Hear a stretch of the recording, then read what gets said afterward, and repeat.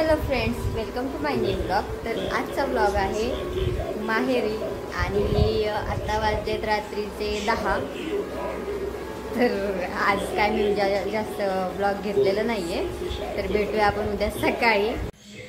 तर फ्रेंड्स, आता झाली आहे सकाळ, मी आवरून झाली आहे रेडी आणि आता तरी मी माहेरीच आहे आणि आता थोड्या वेळाने आमचे मिस्टर येणार आहेत, तर तेव्हा आपण तेव्हा मी घरी जाणार।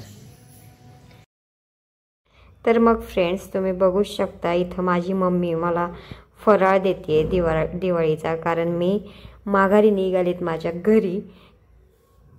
कदाचित यालाच माहेर पण म्हणतात। तुमच्यासोबत पण असं होतं का ते मला सांगा कमेंट करून।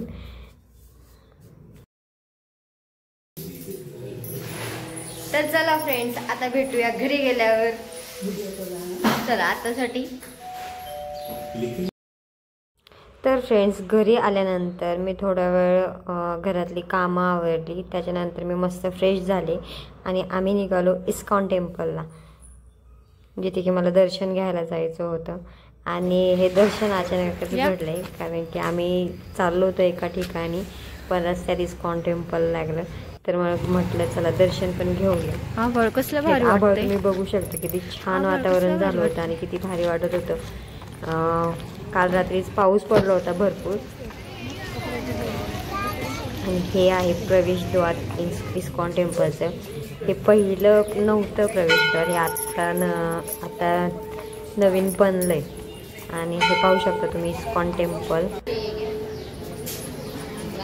टेम्पलला आतमध्ये जाण्यापूर्वी पहिले तर पाय धुवावे लागतात। मग मी पाय धुतले आणि निघाले इस्कॉन टेम्पलमध्ये दर्शन घ्यायला।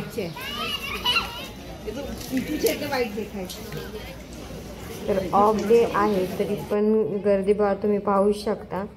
इथे मेन म्हणजे सॅटरडे संडे खूप जास्त गर्दी असते। आणि आमचा एक फायदा सुद्धा झाला, आम्ही पहिल्यांदा इस्कॉन टेम्पलला गेलो आणि तिथे आम्हाला प्रसाद सुद्धा भेटला राधाकृष्णांचा। राधाकृष्णाची मूर्ती बघून माझं तर खूप मन भरून आलं होतं। तुम्हाला कशी वाटते ते मूर्ती बघून? तुम्हाला काय वाटतंय ते पण मला नक्की सांगा, कारण की खूप सुंदर आहे। आतला मंदिराचं लुक तुम्ही पाहू शकता, किती सुंदर गेला आहे दिवाळीमुळे। आणि ऑफ डे असून पण गर्दी खूप जास्त होती।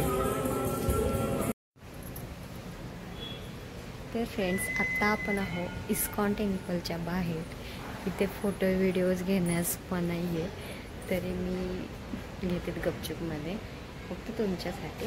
तुम्हाला कसं वाटतं ते मला नक्कीच सांगा, ठीक आहे।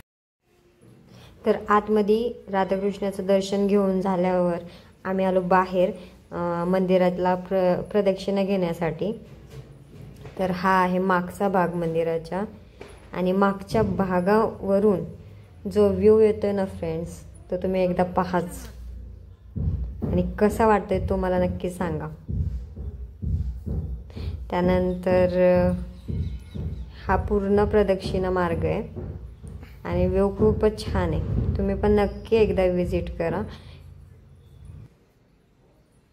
त्यानंतर दर्शन घेऊन झाल्यावर, प्रदक्षिणा मारून झाल्यावर आम्ही निघालो घरी। पण आम्हाला समजलं की आता प्रसाद वाटप चालू आहे, तर म्हटलं आलोच आहे तर थोडासा प्रसादाचा लाभ पण घ्यावा। तर मग त्यासाठी